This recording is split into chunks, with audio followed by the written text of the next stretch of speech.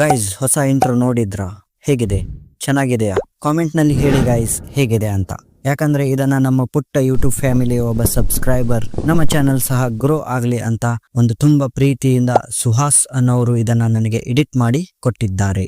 ಕೆಲವೊಂದು ದಿನಗಳ ಹಿಂದೆ ನಾನು ನಮ್ಮ ಯೂಟ್ಯೂಬ್ ಚಾನೆಲ್ ನ ನೇಮ್ ನಲ್ಲಿ ಲಿಮಿಟ್ಲೆಸ್ ಯಾರ್ಡ್ ಅಂತ ಒಂದು ಇನ್ಸ್ಟಾಗ್ರಾಮ್ ಐಡಿಯನ್ನ ಕ್ರಿಯೇಟ್ ಮಾಡಿದ್ದೆ. ಅದಕ್ಕೆ ಯಾವುದೇ ಫಾಲೋವರ್ಸ್ ಇಲ್ಲ, ಏನೂ ಇಲ್ಲ.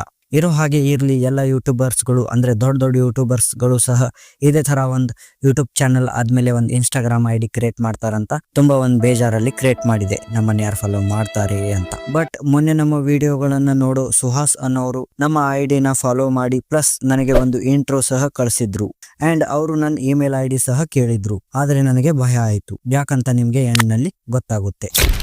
ನಾನು ಯಾರೋ ಎಡಿಟರ್ ಇರಬೇಕು ಅಂತ ಇಲ್ಲ, ನಾನು ಯಾವುದೇ ತರಹದ ಅರ್ನಿಂಗ್ಸ್ ನ ಮಾಡ್ತಾ ಇಲ್ಲ. ಸೊ ಮುಂದೆ ಏನಾದ್ರೂ ಅರ್ನಿಂಗ್ಸ್ ಸ್ಟಾರ್ಟ್ ಆದ್ರೆ ಆರ್ ಏನಾದ್ರೂ ಆದ್ರೆ ಇದರಲ್ಲಿ ನಾನೇ ನಿಮ್ಗೆ ಬಂದು ಅಪ್ರೋಚ್ ಮಾಡ್ತೀನಿ ಅಂತ ಅಂದೆ. ಯಾಕಂದ್ರೆ ಪಾಪ ಇವಾಗಿನ ಟೈಮ್ ನಲ್ಲಿ ಬಹಳ ಜನ ಎಜುಕೇಶನಲ್ಲಿ ಸ್ಟ್ರಾಂಗ್ ಪ್ಲಸ್ ಎಲ್ಲಾ ತರಹದ ಎಡಿಟಿಂಗ್ ಗಳನ್ನ ಕಲ್ತಿರ್ತಾರೆ, ಬಟ್ ಅವರಿಗೂ ಯಾವುದೇ ಅರ್ನಿಂಗ್ಸ್ ಇರೋದಿಲ್ಲ. ಪಾಪ ಅವರಿಗೂ ಬೇಜಾರಾಗಬಾರ್ದು ಅಂತ ಆ ತರ ಹೇಳಿದ್ದೆ. ಆದ್ರೆ ಅವರು ಇಲ್ಲ, ನಾನು ನಿನ್ಗೆ ದುಡ್ಡೇನು ಕೇಳಿಲ್ಲ, ನಿನ್ ಇಮೇಲ್ ಐಡಿ ಕೊಡು ಅಷ್ಟೇ. ನಮ್ ಕನ್ನಡದವರು ಗ್ರೋ ಆಗ್ಬೇಕು ಅಂತ ಹೇಗೆ ಬೇರೆ ಭಾಷೆಯವರು ಈ ಒಂದು ಪ್ಲಾಟ್ಫಾರ್ಮ್ ನ ಯೂಸ್ ಮಾಡ್ಕೊಂಡು ಎಷ್ಟು ಗ್ರೋ ಆಗಿದ್ದಾರಲ್ಲ, ಅದೇ ತರ ನಮ್ ಕನ್ನಡದವರು ಸಹ ಗ್ರೋ ಆಗ್ಲಿ ಅಂತ ನನ್ನ ಹತ್ರ ಒಂದು ಇಮೇಲ್ ಐಡಿಯನ್ನ ಇಸ್ಕೊಂಡು ಇಂಟ್ರೋ ಕಳಿಸಿದ್ರು. ಅವರಿಗೆ ತುಂಬು ಹೃದಯದ ಧನ್ಯವಾದಗಳು. ನಮ್ ಕನ್ನಡ ಯೂಟ್ಯೂಬ್ ಇಂಡಸ್ಟ್ರಿನೂ ಸಹ ತುಂಬಾ ಗ್ರೋ ಆಗ್ಲಿ ಅಂತ ಅವರು ಒಂದು ಒಳ್ಳೆ ಮನೋಭಾವನೆಯನ್ನ ಇಟ್ಕೊಂಡಿದ್ದಾರಲ್ಲ, ಅದಕ್ಕೆ. ಆಗಲೇ ನಾನು ಒಂದು ಮಾತು ಹೇಳಿದೆ, ನನಗೆ ಭಯ ಆಯಿತು ಅಂತ. ಯಾಕಂದರೆ ಗಾಯ್ಸ್, ನಾನು ನನ್ನ ಜೀವನದಲ್ಲಿ ಇಲ್ಲಿವರೆಗೂ ಡಬಲ್ ಡಿಗ್ರಿಗಳನ್ನು ಮಾಡಿದ್ದೀನಿ, ಪ್ಲಸ್ ಬೇರೆ ಬೇರೆ ಕಡೆಗಳಲ್ಲಿ 3-4 ವರ್ಷ ವರ್ಕ್ ಸಹ ಮಾಡಿದ್ದೀನಿ. ದೊಡ್ಡ ದೊಡ್ಡ PC ಗಳಲ್ಲಿ ಆ್ಯಂಡ್ ಟ್ಯಾಬ್ಗಳಲ್ಲಿ ವರ್ಕ್ ಪ್ಲಸ್ ಎಡಿಟಿಂಗ್ ಸಹ ಮಾಡಿದ್ದೀನಿ. ಬಟ್ ಟುಡೇ ನನ್ನ ಜೀವನದಲ್ಲಿ ನಮ್ಮವರಿಂದಲೇ ಆದ ಮೋಸಗಳಿಂದ, ಅಂದರೆ ನಮ್ಮ ಫ್ರೆಂಡ್ಸ್, ರಿಲೇಟಿವ್ಸ್ ಯಾರು ಎಕ್ದಮ್ ಕ್ಲೋಸ್ ಇರ್ತಾರಲ್ಲ ಅವರಿಂದ ಗಾಯ್ಸ್. ಸೊ ಈಗಿನ ದಿನಮಾನಗಳಲ್ಲಿ ಅಂದ್ರೆ ಪಾಸ್ಟ್ 1 ಇಯರ್ನಿಂದ ನಾನು ಮನೆ ಹೊರಗೂ ಹೋಗಿಲ್ಲ, ಯಾರಿಗೂ ಭೇಟಿ ಸಹ ಆಗಿಲ್ಲ ಗಾಯ್ಸ್. ಸುಸೈಡಲ್ಸ್ ಥಾಟ್ಸ್ ಎಲ್ಲ ಬರ್ತಾ ಇದ್ವು, ಬಹಳ ಸಾರಿ ಟ್ರೈ ಸಹ ಮಾಡಿದ್ದೀನಿ. ಬಟ್ ಲಾಸ್ಟಿಗೆ ನಮ್ಮ ತಂದೆ ತಾಯಿಗಳ ಇದರಿಂದ ನಾನು ಆ ಒಂದಿದ ನಿರ್ಧಾರನ ಕೈ ಬಿಟ್ಟಿದ್ದೀನಿ. ಇವಾಗ ಅಂಥ ಒಂದು ಫ್ರೆಂಡ್ಸ್ ಇರ್ಬೋದು, ರಿಲೇಟಿವ್ಸ್ ಇರ್ಬೋದು, ಅವರನ್ನ ಭೇಟಿ ಸಹ ಆಗೋಕೆ ಮನಸ್ಸು ಆಗೋದಿಲ್ಲ ಗಾಯ್ಸ್. ಏನಂದ್ರೆ ನನ್ನ ಜೀವನದಲ್ಲಿ ಒಂದು ದಿನಗಳಿದ್ದವು ಗಾಯ್ಸ್, ನಾನು ಒಂಥರ ಒಳ್ಳೆ ಮನುಷ್ಯ ಇದ್ದೆ, ಎಲ್ಲರಿಗೂ ಬೇಕಾಗಿದ್ದೆ. ಬಟ್ ನನ್ನ ತಂದೆ ತಾಯಿಗಳಿಗೆ ನಾನು ಆ ಟೈಮ್ನಲ್ಲಿ ಬೈತಾ ಇದ್ದೆ. ನನ್ನ ರಿಲೇಟಿವ್ಸ್ ಆ್ಯಂಡ್ ನನ್ನ ಫ್ರೆಂಡ್ಸ್ ಜೊತೆನೇ ನಾನು ಇರ್ತಾ ಇದ್ದೆ, ಫ್ರೆಂಡ್ಸೇ ಎಲ್ಲ ಅಂತ ಇದೆ. ಆ್ಯಂಡ್ ನಮ್ಮ ತಂದೆನ ನಾನು ವಿರುದ್ಧವಾಗಿ ಹಾಕ್ಕೊಂಡಿದ್ದೆ ಗಾಯ್ಸ್. ಅವರು ನಾನು ಮಾತಾಡಿಸ್ತಾ ಇರಲಿಲ್ಲ. ಸಪೋಸ್ ಇವಾಗೆಲ್ಲಾದರೂ ನಾವು ಒಂದು ಫಂಕ್ಷನ್ಗೆ ಹೋದರೆ ನನ್ನ ಫಾದರ್ ನನ್ನ ಬಗ್ಗೆ ಕೆಟ್ಟದಾಗಿ ಹೇಳ್ತಾ ಇದ್ರು, ಆ್ಯಂಡ್ ನಮ್ಮ ರಿಲೇಟಿವ್ಸ್ ಏನು ಮಾಡ್ತಾ ಇದ್ರು ಅಂದರೆ ನನ್ನ ಬಗ್ಗೆ ಪಾಸಿಟಿವ್ ಆಗಿ ಹೇಳ್ತಾ ಇದ್ರು, ಒಂಥರ ಹೀರೋ ಥರ ಪೋರ್ಟ್ರೇಟ್ ಮಾಡ್ತಾ ಇದ್ರು. ಆಲ್ ಆಫ್ ಅ ಸಡನ್ ನನ್ನ ಜೀವನದಲ್ಲಿ ಒಂದು ಡೌನ್ ಬಂತು, ಅದು ಎಲ್ಲರ ಜೀವನದಲ್ಲಿ ಬರುತ್ತದೆ. ಆ್ಯಂಡ್ ಗೈಸ್, ಸರ್ಪ್ರೈಸ್ ಏನಂದರೆ ನನ್ನ ಜೀವನದಲ್ಲಿ ಯಾರು ನನ್ನ ಜೊತೆ ನಿಂತ್ಕೋತಾರೆ ಅಂದ್ಕೊಂಡಿದ್ನಲ್ಲ ನನ್ನ ಸಪೋರ್ಟ್ಗೆ, ಅವರೆಲ್ಲ ನನ್ನಿಂದ ದೂರ ಸರಿದ್ಬಿಟ್ರು. ಆ್ಯಂಡ್ ನನ್ನ ಬಗ್ಗೆನೇ ಕೇಳಾಗಿ ಮಾತಾಡೋಕೆ ಸ್ಟಾರ್ಟ್ ಮಾಡಿದರು. ಎಷ್ಟಂದರೆ ನನಗೆ ಮನೆ ಹೊರಗೆ ಕಾಲಿಡೋಕ್ಕೂ ಆಗ್ತಾ ಇರಲಿಲ್ಲ ಗೈಸ್, ಅಷ್ಟು ಇದು ಆಗಿಬಿಟ್ಟಿದ್ರು. ಅಂಥ ಒಂದು ಸಿಚುವೇಶನ್ನಲ್ಲಿ ನಮ್ಮ ಫಾದರ್ ನನಗೆ ಎಂದು ₹1 ಸಹ ಖರ್ಚು ಮಾಡ್ತಿರ್ಲಿಲ್ಲ. ಅಂದರೆ ಅವರು ಡೈರೆಕ್ಟಾಗಿ ಕೊಡ್ತಾ ಇರಲಿಲ್ಲ, ಹಿಂದ್ಗಡೆಯಿಂದ ಇದು ಮಾಡ್ತಾ ಇದ್ರು. ಸೊ ಅದು ನನಗೆ ತಿಳಿತಾ ಇರಲಿಲ್ಲ. ಏನಾಯ್ತಂದರೆ ಅಂಥ ಒಂದು ಸಿಚುವೇಶನ್ನಲ್ಲಿ ನಮ್ಮ ಫಾದರ್ ನನಗೆ ಮನೆ ಹೊರಗೆ ಹಾಕ್ತಾರೆ, ಬೈತಾರೆ ಅಂತ ಎಲ್ಲ ನಾನು ತಿಳ್ಕೊಂಡಿದ್ದೆ. ಯಾಕಂದರೆ ಮೊದಲೇ ರಿಲೇಟಿವ್ಸ್ ಆ್ಯಂಡ್ ಫ್ರೆಂಡ್ಸ್ ಎಲ್ಲ ಹೊಳ್ಬಿಟ್ಟಿದ್ದಾರೆ, ಯಾರು ನನ್ನ ಸಪೋರ್ಟಿಗಿದ್ರಲ್ಲ ಅವರು. ಆ್ಯಂಡ್ ಇವಾಗ ನಮ್ಮ ಫಾದರ್ ಮೊದಲಿನಿಂದ ನನ್ನ ವಿರೋಧನ ಮಾಡ್ಕೊತ ಬಂದವರು, ಅವ್ರು ಹೇಗೆ ನನ್ನ ಪರವಾಗಿ ನಿಂದಿರ್ತಾರೆ ಅಂತ ಅಂದ್ಕೊಂಡಿದ್ದೆ. ಬಟ್ ನಮ್ಮ ಫಾದರ್ ಒಂದಿನ ನನ್ನ ಹತ್ರ ಬಂದರು ಆ್ಯಂಡ್ ಅಳ್ತಾ ಹೇಳಿದ್ರು, ಅವರು ಯಾವುದೇ ಸಿಟ್ಟಿಲ್ಲ ಏನಿಲ್ಲ, ನೀನು ಹೇಗಿದೆಯಾ ಅಂತ ನನಗೆ ಗೊತ್ತು, ನೀನು ಒಳ್ಳೆಯವನಿದೆಯಾ, ನಾನು ನಿನಗೆ ಸಪೋರ್ಟ್ ಮಾಡ್ತೀನಿ, ನಾನು ನಿನ್ನನ್ನು ನಂಬ್ತೀನಿ ಅಂತ ಹೇಳಿ ಗಾಯ್ಸ್ ನನ್ನ ಜೊತೆ ನಿಂತರು ಗಾಯ್ಸ್. ನನ್ನ ಆ ಒಂದು ಸಿಚುವೇಶನ್ನಲ್ಲಿ ಇವಾಗ ಏನಂದರೆ ಆ ಒಂದು ನನ್ನ ಹೀರೋ ಥರ ಪೋರ್ಟ್ರೇಟ್ ಮಾಡಿದ್ರಲ್ಲ ಅವರೆಲ್ಲ ನನ್ನ ವಿರುದ್ಧ ಇದ್ದಾರೆ, ಬಟ್ ನನ್ನ ಫಾದರ್ ನನ್ನ ಜೊತೆ ಇದ್ದಾರೆ ಗಾಯ್ಸ್. ಸೊ ನಂಬಿದ್ರೆ ನಂಬಿ ಗಾಯ್ಸ್, ಬಿಟ್ಟರೆ ಬಿಡೆ. ನಿಮ್ಮ ಜೀವನದಲ್ಲಿ ಏನು ಇರ್ತಾರಲ್ಲ ನಿಮ್ಮ ಫ್ರೆಂಡ್ಸ್ ಆರ್ ರಿಲೇಟಿವ್ಸ್ ಅಂತ, ಅವ್ರು ನಿಮ್ಮ ಜೊತೆ ಚೆನ್ನಾಗಿರೋವರೆಗೂ ಇರ್ತಾರೆ. ನಿಮ್ದೆಲ್ಲ ಚೆನ್ನಾಗಿರಬೇಕು, ಒಂದು ನಿಮ್ಮ ಹತ್ರ ದುಡ್ಡು ಇರಬೇಕು, ಇಲ್ಲ ನಿಮ್ಮ ಹತ್ರ ನೀವು ಮುಂದೆ ಏನೋ ಒಂದು ಆಗ್ತೀರಿ ಅನ್ನೋ ಭರವಸೆ ಇರಬೇಕು. ಯಾವ ದಿನ ನಿಮ್ಮ ಕೆರಿಯರ್ ಎಂಡ್ ಆಯಿತು ಅಂತ ಅವ್ರಿಗೆ ಗೊತ್ತಾಗುತ್ತೋ ಅದೇ ದಿನ ಅವರು ನಿಮ್ಮ ವಿರುದ್ಧ ನಿಂತು ಬಿಡ್ತಾರೆ ಗಾಯ್ಸ್. ಆ್ಯಂಡ್ ಆ ಟೈಮ್ನಲ್ಲಿ ಬರೋದು ಯಾರಂದರೆ ನಮ್ಮ ತಂದೆ ತಾಯಿಗಳು. ನಮ್ಮ ತಂದೆ ತಾಯಿಗಳು ನಮಗೆ ಎಷ್ಟೇ ಬೈಲಿ ಗಾಯ್ಸ್, ಏನೇ ಕೆಲಸಗಳನ್ನು ಹೇಳಿ, ಅವ್ರು ಹೇಳಿರೋ 10 ಕೆಲಸಗಳನ್ನು ನಾವು ಮಾಡಿದರೆ ನಮಗಿಷ್ಟ ಇರೋ ಒಂದು ಅಂದರೆ ಅವ್ರಿಗೆ ಇಷ್ಟ ಇರದೇ ಇರೋ ಪ್ಲಸ್ ನಮಗೆ ಇಷ್ಟ ಇರೋ ಆ ಒಂದು ಕೆಲಸನ ಅವ್ರು ಮಾಡೋಕೆ ಬಿಡ್ತಾರೆ. ಸೊ ಅದು ನನ್ನ ಜೀವನದಲ್ಲಿ ಆಗಿದೆ. ನಾನು ಎಂಥ ಸಿಚುವೇಶನ್ದಲ್ಲಿ ಸಿಕ್ಕಾಕೊಂಡಿದ್ದೀನಿ ಅಂತ ನನಗೆ ಗೊತ್ತು. ಸೊ ಗೈಸ್, ನಾನು ಇದನ್ನೆಲ್ಲ ನಿಮಗೆ ಯಾಕೆ ಹೇಳ್ತಾ ಇದ್ದೀನಿ ಅಂದರೆ, ನೀವು ಸಹ ನಿಮ್ಮ ಜೀವನದಲ್ಲಿ ಇಂಥ ಸಿಚುವೇಶನ್ನ ಫೇಸ್ ಮಾಡಿದರೆ ಹೆದರಬೇಡಿ ಗೈಸ್, ಕುಗ್ಬೇಡಿ. ನಂತರ ಏನೋ ಒಂದು ಫ್ಯಾಷನ್ನ ಇಟ್ಕೊಳ್ಳಿ, ಆಲ್ಕೋಹಾಲ್ ಅದಕ್ಕಿದಕ್ಕೆ ಬೀಳೋಕೆ ಹೋಗಬೇಡಿ ಗೈಸ್. ಯಾಕಂದರೆ ಜೀವನ ಬಹಳ ದೊಡ್ಡದಿದೆ. ಹಾಗಂತ ಅವರಿಗೂ ಬೈಕೊಂತ ಕುಂದ್ರಬೇಡಿ. ಯಾರು ಅಪೋಸಿಟ್ ಇರ್ತಾರಲ್ಲ ಅವರಿಗೂ ಒಂದು ಇದರಿಂದ ಬಿಟ್ಬಿಡಿ ಗಾಯ್ಸ್, ಒಳ್ಳೆ ಮನೋಭಾವನೆಯಿಂದ. ಆ್ಯಂಡ್ ನಾವು ನಮ್ಮ ಜೀವನದಲ್ಲಿ ಮುಂದೆ ಹೋಗ್ತಾ ಇರಬೇಕು, ಸಕ್ಸಸ್ ಆಗ್ತಾ ಇರಬೇಕು. ಈ ಯೂಟ್ಯೂಬ್ ಚಾನಲ್ ಬಂದ್ಬಿಟ್ಟು ನಾನು ಡಿಪ್ರೆಷನ್ನಲ್ಲಿ ಇದ್ದಾಗ ಏನಂದರೆ ಹಾಗೆ ಕುಂತು ಡಿಪ್ರೆಸ್ಡ್ ಆಗಿ ಸಾಯೋಕಿನ ಏನೋ ಒಂದು ನನ್ನ ಭಾವನೆಗಳಿರುತ್ತೆ, ನನ್ನ ಹತ್ರ ಸ್ಟೋರಿಗಳಿದ್ದಾವೆ, ಅದನ್ನು ನಾನು ಹಂಚ್ಕೋಬೇಕಂತ ಈ ಒಂದು ಯೂಟ್ಯೂಬ್ ಚಾನಲ್ನ ಓಪನ್ ಮಾಡಿದೆ ಆ್ಯಂಡ್ ವಿಡಿಯೋಗಳನ್ನು ಅಪ್ಲೋಡ್ ಮಾಡಿದೆ. ಫಸ್ಟ್ನಲ್ಲಿ ನನಗೆ ಯಾವುದೇ ಥರ ಹೋಪ್ ಇರಲಿಲ್ಲ ಈ ಚಾನಲ್ ಈ ಥರ ಗ್ರೋ ಆಗುತ್ತೆ ಅಂತ. ಯಾಕಂದರೆ ನನ್ನ ಹತ್ರ ಎಡಿಟಿಂಗ್ ಮಾಡೋಕ್ಕೆ ದೊಡ್ಡ ದೊಡ್ಡ ಸಾಫ್ಟ್ವೇರ್ಗಳಿಲ್ಲ, ಏನಿಲ್ಲ. ಅದೇ ಒಂದು ಸಾದಾ ಇಯರ್ಫೋನ್ ಆ್ಯಂಡ್ರಾಯ್ಡ್ ಫೋನ್ ಇದೆ ಗೈಸ್, ಅದರಲ್ಲಿ ನಾನು ಈ ಎಡಿಟಿಂಗ್ಗಳನ್ನು ಮಾಡ್ತಾಯಿದ್ದೀನಿ. ನನ್ನ ಸಮಾಧಾನಕ್ಕೆ ನಾನು ಮಾಡ್ತಾಯಿದ್ದೆ, ಮಾನಸಿಕವಾಗಿ ಸಾಯೋಕಿನ ಅಂತ. ಬಟ್ ಇವಾಗ ಏನಂದರೆ ಈ ಥರ ಸಪೋರ್ಟ್ ಸಿಗ್ತಾ ಇರೋದು, ಇಂಟ್ರೋಗಳನ್ನು ಮಾಡಿ ಕಳಿಸ್ತಾ ಇರೋದು ಇರಲಿ, ಕಾಮೆಂಟ್ಗಳನ್ನು ಮಾಡ್ತಾ ಇರೋದಿರಲಿ, ಇದು ನನಗೆ ಒಂಥರ ಖುಷಿ ನೀಡ್ತಾ ಇದೆ. ಮುಂದಿನ ದಿನಗಳಲ್ಲಿ ಹೆಚ್ಚಿಗೆ ಗ್ರೋ ಆಗ್ತಾ ಈ ಪೋಡ್ಕಾಸ್ಟ್ಗಳಿರ್ತಾವಲ್ಲ ಗೈಸ್, ಹಾರರ್ ಪೋಡ್ಕಾಸ್ಟ್ ಇರ್ಬೋದು, ಲೈವ್ಸ್ ಇದಕ್ಕೆ ಹೋಗೋದು, ಲೊಕೇಶನ್ಗೆ ಹೋಗೋದು, ಈ ಥರ ಎಲ್ಲ ಮಾಡೋದಿದೆ ಗೈಸ್. ಸೊ ಹಾಗಾಗಿ ಈ ಚಾನಲ್ನ ಸಪೋರ್ಟ್ ಮಾಡಿ, ಕಾಮೆಂಟ್ ಮಾಡಿ, ಲೈಕ್ ಮಾಡಿ ಗೈಸ್. ನಿಮ್ಮ ಜೀವನದಲ್ಲಿ ಈ ಥರ ಘಟನೆಗಳು ಆಗಿದ್ದಾವೆಯಾ ಅಂತ. ಆ್ಯಂಡ್ ಗೈಸ್, ಆ ಒಂದು ಇಂಟ್ರೋ ಬಗ್ಗೆ ಹೇಳಿ ಗೈಸ್. ತುಂಬಾ ನನಗೆ ಖುಷಿ ಆಗ್ತಾ ಇದೆ, ಪ್ಲಸ್ ಹೆದರಿಕೆನೂ ಆಗ್ತಾ ಇದೆ. ಯಾಕಂದರೆ ಇವಾಗ ನಾನು ಎಲ್ಲರನ್ನ ಕಳ್ಕೊಂಡಿದ್ದೀನಿ, ಮತ್ತು ಇವಾಗ ಈ ಥರ ಸಿಗ್ತಾ ಇದೆ ನನಗೆ ಅಟೆನ್ಷನ್. ಸೊ ಇದು ತುಂಬಾ ಖುಷಿ ತರ್ತಾ ಇದೆ ಗಾಯ್ಸ್. ಹಾಗಂತ ನನ್ನ ಪರ್ಸ್ನಲ್ ಥಿಂಗ್ಗಳನ್ನು ಇಲ್ಲಿ ಹೇಳ್ಕೊಳ್ಳೋಕೆ ನನಗೇನು ಇಷ್ಟ ಇಲ್ಲ ಗಾಯ್ಸ್. ಬಟ್ ನಾನು ಒಂದು ಬುಕ್ನಲ್ಲಿ ಓದಿದೆ, ಏನಂದರೆ ನಮ್ಮ ಮನಸ್ಸಿನಲ್ಲಿ ಇರೋದನ್ನು ಯಾರಿಗಾದರೂ ಹೇಳಿದರೆ ನಮ್ಮ ಫೀಲಿಂಗ್ಸ್ನ, ಅದು ಏನು ಮಾಡುತ್ತೆ ಅಂದರೆ ನಮ್ಮ ಸುಸೈಡಲ್ ಥಾಟ್ಸ್ ಇರ್ಬೋದು, ನೆಗೆಟಿವಿಟಿ, ಇದನ್ನೆಲ್ಲ ಹೊರಗೆ ಹಾಕಿ ಪಾಸಿಟಿವಿಟಿಯನ್ನು ತರುತ್ತಂತೆ ಗಾಯ್ಸ್.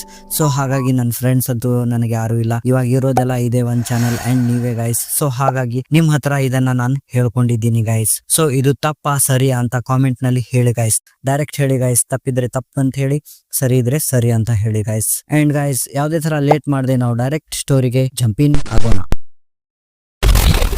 ಇವತ್ತಿನ ಸ್ಟೋರಿ ಸ್ಟಾರ್ಟ್ ಆಗೋದು 2005 ವಿಜಯಪುರದಲ್ಲಿ, ಅಂದರೆ ಹಳೆಯ ಬಿಜಾಪುರದಲ್ಲಿ. ವಿಜಯಪುರದವರು ಯಾರಾದರೂ ಈ ವಿಡಿಯೋನ ನೋಡ್ತಾ ಇದ್ರೆ ಐ ಲವ್ ವಿಜಯಪುರ ಅಂತ ಕಾಮೆಂಟ್ನಲ್ಲಿ ಟೈಪ್ ಮಾಡಿ ಗಾಯ್ಸ್.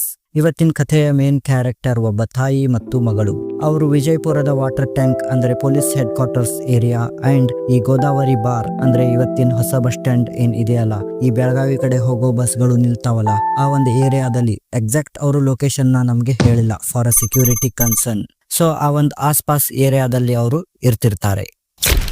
ತಾಯಿ ಬೆಳಗ್ಗೆ ಮನೆಗಳಿಗೆ ಹೋಗಿ ಕಸ ಮುಸುರಿ ಮಾಡೋದು ಅಂದ್ರೆ ಬಾಂಡೆ ತೊಳೆಯೋದು, ಪ್ಲಸ್ ಸಂಜೆ ಅದೇ ಮನೆಗಳಿಗೆ ಹೋಗಿ ಅಡಿಗೆಯನ್ನ ಮಾಡೋದು, ಈ ತರಹದ ಕೆಲಸವನ್ನ ಮಾಡ್ತಿರ್ತಾಳೆ. ಹುಡುಗಿ ಸಹ 15 ವರ್ಷದವಳು 9th ಸ್ಟ್ಯಾಂಡರ್ಡ್ಗೆ ಹೋಗ್ತಿರ್ತಾಳೆ. ಹುಡುಗಿಯ ತಂದೆ ಚಿಕ್ಕ ವಯಸ್ಸಿನಲ್ಲೇ ತೀರ್ಕೊಂಡಿರ್ತಾರೆ, ಅಂದ್ರೆ ಅಕಾಲಿಕ ಮೃತ್ಯುವನ್ನ ಅವರು ಹೊಂದಿರ್ತಾರೆ. ಹೀಗೆ ಇವರ ಜೀವನ ಚಿಕ್ಕ ಅಂಡ್ ಚೊಕ್ಕ ಬಡವರ ರೀತಿಯ ಜೀವನ ಸಾಕ್ತಾ ಇರುತ್ತೆ.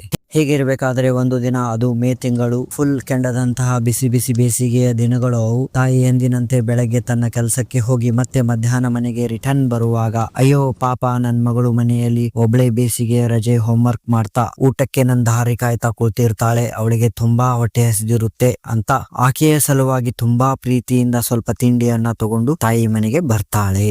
ಮನೆಗೆ ಬಂದು ನೋಡಿದ್ರೆ ಮಗಳಿಗೆ ಜ್ವರ ಬಂದಿರುತ್ತೆ, ಸ್ವಲ್ಪ ವಾಮಿಟ್ ಎಲ್ಲ ಮಾಡಿರ್ತಾಳೆ. ಅದನ್ನ ಗಮನಿಸಿದ ತಾಯಿ ಸ್ವಲ್ಪ ಬೇಜಾರಾಗಿ, ಆಕೆಗೆ ಏನೂ ಆಗುವುದಿಲ್ಲ, ಇದು ಸಾಮಾನ್ಯ ಜ್ವರ, 2 ಮಾತ್ರೆ ತಗೊಂಡ್ರೆ ಕಡಿಮೆ ಆಗುತ್ತೆ ಅಂತ ಮಗಳಿಗೆ ಸಮಾಧಾನ ಹೇಳಿ, ಯಾಕಂದ್ರೆ ತಾಯಿ ಹತ್ರ ಹಾಸ್ಪಿಟಲ್ಗೆ ತೋರಿಸುವಷ್ಟು ದುಡ್ಡು ಇರೋದಿಲ್ಲ. ಪ್ಲಸ್ ಆಕೆಗೂ ಅಂದ್ರೆ ಆ ತಾಯಿಗೂ ಅನ್ಸಿರುತ್ತೆ ಅಷ್ಟೇನು ಜ್ವರ ಈಕೆಗೆ ಬಂದಿಲ್ಲ, ಅಂದ್ರೆ ಅಷ್ಟೇನು ಸೀರಿಯಸ್ ಇಲ್ಲ ಅಂತ. ಸೊ ಅವಳು ಅಲ್ಲೇ ಒಂದು ಪಕ್ಕದ ಮೆಡಿಕಲ್ ಶಾಪ್ ನಿಂದ 2 ಜ್ವರದ ಮಾತ್ರೆಯನ್ನ ತಗೊಂಡು ಬರ್ತಾಳೆ.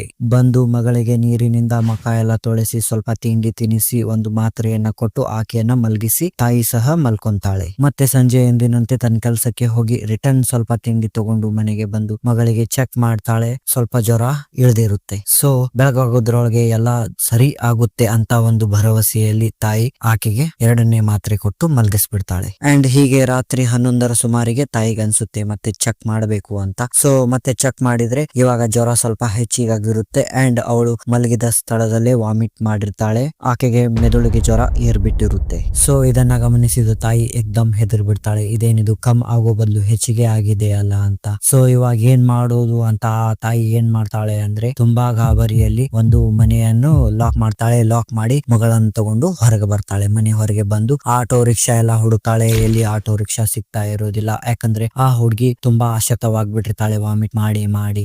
ಸೊ ಅದಕ್ಕೆ ಗೌರ್ಮೆಂಟ್ ಹಾಸ್ಪಿಟಲ್ಗೆ ಕರ್ಕೊಂಡು ಹೋಗ್ಬೇಕು ಅಂತ ರಿಕ್ಷಾ ಹುಡುಕ್ತಾಳೆ. ಬಟ್ ಅಷ್ಟು ರಾತ್ರಿಯಲ್ಲಿ ಆಸ್ಪಾಸ್ ಯಾವುದೇ ರಿಕ್ಷಾ ಆಗ್ಲಿ ಆರ್ ಯಾವುದೇ ಒಂದು ವೆಹಿಕಲ್ ಸಹ ಕಾಣ್ತಾ ಇಲ್ಲ.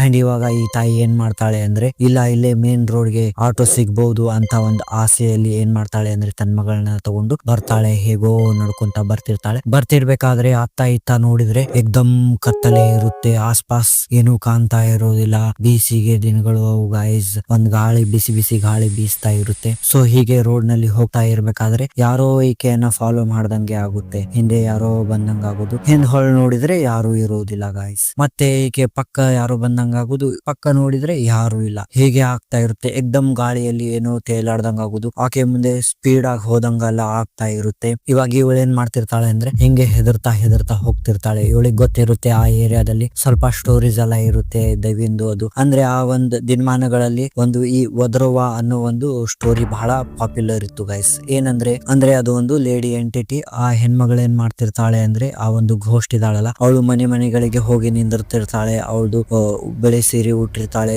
ಉದ್ದಗೆ ಕೂದಲ ಬಿಟ್ಟಿರ್ತಾಳೆ. ಅಂಡ್ ಅವಳು ಆ ಮನೆಯವರನ್ನ ಯಾರೋ ಪರಿಚಯದವರಾಗೆ 3 ಟೈಮ್ ಕರೀತಾಳೆ. ಅದರಲ್ಲಿ ಏನಾದ್ರೂ ಆ ಮಂಚ ಎದ್ದು ಹೋಗಿ ಡೋರ್ ಓಪನ್ ಮಾಡಿದ್ರೆ ಮುಗಿತು, ಅಲ್ಲೇ ಅವಳು ಖಲಾಸ್ ಮಾಡ್ತಿರ್ತಾಳೆ. ಓಪನ್ ಮಾಡ್ಲಿಲ್ಲ ಅಂದ್ರೆ ಮೂರು ಟೈಮ್ ಕರೆದ ಮೇಲೂ ಓಪನ್ ಮಾಡ್ಲಿಲ್ಲ ಅಂದ್ರೆ ಆ ಗೋಸ್ಟ್ ಮತ್ತೆ ಮುಂದಿನ ಮನೆಗೆ ಹೋಗ್ತಾ ಇರುತ್ತೆ. ಈ ತರದ ಒಂದು ಸುದ್ದಿ ಆ ಏರಿಯಾದಲ್ಲಿ ಹರಡಿರುತ್ತೆ. ಇದು ಆಲ್ಮೋಸ್ಟ್ ಆಲ್ ಎಲ್ಲ ಕರ್ನಾಟಕದಲ್ಲಿ ಹರಡಿತ್ತು ಅಂತ ಅನ್ಸುತ್ತೆ ಗೈಸ್. ಇವಾಗೂ ಮಾತಾಡ್ಕೊತಾ ಇರ್ಬೋದು ಕೆಲವೊಂದು ಹಳ್ಳಿಗಳಲ್ಲಿ. ಸೊ ಇವಳು ತುಂಬಾನೇ ಹೆದರಿರ್ತಾಳೆ ಅದೇ ಇರಬಹುದು ಏನು ಅಂತ. ಅಂಡ್ ಹೀಗೆ ಸ್ವಲ್ಪ ಮುಂದೆ ಹೋದ್ಮೇಲೆ ಏನಾಗುತ್ತೆ ಅಂದ್ರೆ ಸ್ವಲ್ಪ ದೂರದಲ್ಲಿ ಪಕ್ಕದಲ್ಲಿ ಒಂದು ಹಾಳು ಬಿದ್ದಿರೋ ಮನೆ ಇರುತ್ತೆ. ಆ ಹಾಳು ಬಿದ್ದಿರೋ ಮನೆಯಲ್ಲಿ ಒಂದ್ ಹೆಣ್ಮಗಳು ನಿಂತಿರ್ತಾಳೆ. ಬಿಳಿ ಸೀರೆಯನ್ನು ಉಟ್ಟಿರ್ತಾಳೆ, ಉದ್ದ ಕೂದಲನ್ನ ಬಿಟ್ಟಿರ್ತಾಳೆ ಗೈಸ್. ಅವಳು ಇವಳನ್ನ ಕೈ ಮಾಡಿ ಕರಿತಾ ಇರ್ತಾಳೆ. ಬಟ್ ಇವಳು ಆಕೆಯನ್ನ ನೋಡ್ಲಿಲ್ದಂಗೆ ಅಯ್ಯೋ ದೆವ್ವ ಅಂತ ಎಕ್ದಮ್ ಹೆದರಿ ತನ್ನ ಮಗಳನ್ನ ಹಿಡ್ಕೊಂಡು ಓಡೋಕ್ ಸ್ಟಾರ್ಟ್ ಮಾಡ್ಬಿಡ್ತಾಳೆ. ಓಡಿ ಮೇನ್ ರೋಡ್ಗೆ ಬರ್ತಾಳೆ. ಈ ಒಂದೇನಿದೆಯಲ್ಲ ಇದು ತಿಕೋಟ ಅಂಡ್ ಬಿಜಾಪುರ್ ರೋಡ್, ಆ ರೋಡ್ಗೆ ಬರ್ತಾಳೆ. ಬಂದು ಸ್ವಲ್ಪ ದೂರದಲ್ಲೇ ನೋಡಿದ್ರೆ ಒಂದು ಆಟೋ ನಿಂತಿರುತ್ತೆ. ಸೊ ಇವಳ ಜೀವಕ್ಕೆ ಜೀವ ಬರುತ್ತೆ. ಅಂಡ್ ಅಲ್ಲಿ ಹೋಗಿ ಆ ಆಟೋ ರಿಕ್ಷಾ ಹತ್ರ ನೋಡಿದ್ರೆ ಆಟೋ ರಿಕ್ಷಾ ಖಾಲಿ ಇದೆ, ಯಾರು ಇಲ್ಲ, ಆಸ್ಪಾಸ್ ಯಾರು ಕಾಣ್ತಾ ಇಲ್ಲ. ಸೊ ಅವಾಗ ಮತ್ತೆ ಇವಳು ಆಸ್ಪಾಸ್ ಸ್ವಲ್ಪ ಹುಡುಕ್ತಾಳೆ. ಹುಡುಕಿದ್ರೆ ಒಂದ್ ಮರದ ಕೆಳಗೆ ಒಂದ್ ಮಂಚ ಮಲಗಿರ್ತಾನೆ. ಅವಾಗ ಇವಳು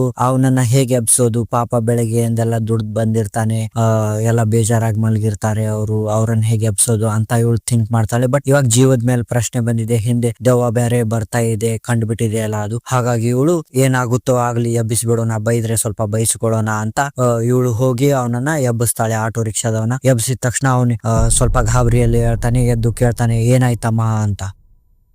ಅವನು ಹಾಗೆ ಅಂದಾಗ ಇವಳು ಅಂತಾಳೆ, ಹೀಗೆ ನನ್ನ ಮಗಳಿಗೆ ಜ್ವರ ಬಂದ್ಬಿಟ್ಟಿದೆ, ಮೆದುಳು ಜ್ವರ ಬಂದ್ಬಿಟ್ಟಿದೆ, ಪ್ಲೀಸ್ ಸರ್ಕಾರಿ ಗೌರ್ಮೆಂಟ್ ಹಾಸ್ಪಿಟಲ್ಗೆ ಒಯ್ತೀರಾ ನನ್ನ ಅಂತ ಕೇಳ್ತಾಳೆ. ಕೇಳಿದಾಗ ಅವನು ಪಾಪ ಏನು ಅಂದೆ ಎಕ್ದಮ್ ಪೊಲೈಟ್ಲಿ ಹೇಳ್ತಾನೆ, ಅಮ್ಮ ನಾವಿರೋದೇ ನಿಮ್ ಸಲುವಾಗಿ, ಬನ್ನಿ ನಾನ್ ನಿಮ್ಗೆ ಬಿಡ್ತೀನಿ, ನಿಮ್ಗೆ ಹೆಲ್ಪ್ ಮಾಡ್ತೀನಿ ನಾನು ಅಂತ ತುಂಬಾ ಹಂಬಲ್ ಆಗಿ ಆಕೆಯನ್ನ ರಿಕ್ಷಾದಲ್ಲಿ ಕೂರಿಸ್ಕೊಂಡು ಹೀಗೆ ಇವ್ರು ಹೋಗ್ತಾರೆ ಗೈಸ್. ಹೋಗ್ತಿರ್ಬೇಕಾದ್ರೆ ಇವಾಗ ಈ ಒಂದು ಸೈನಿಕ್ ಸ್ಕೂಲ್ ಏನಿದೆಯಲ್ಲ ಅದು ದಾಟಿರುತ್ತೆ.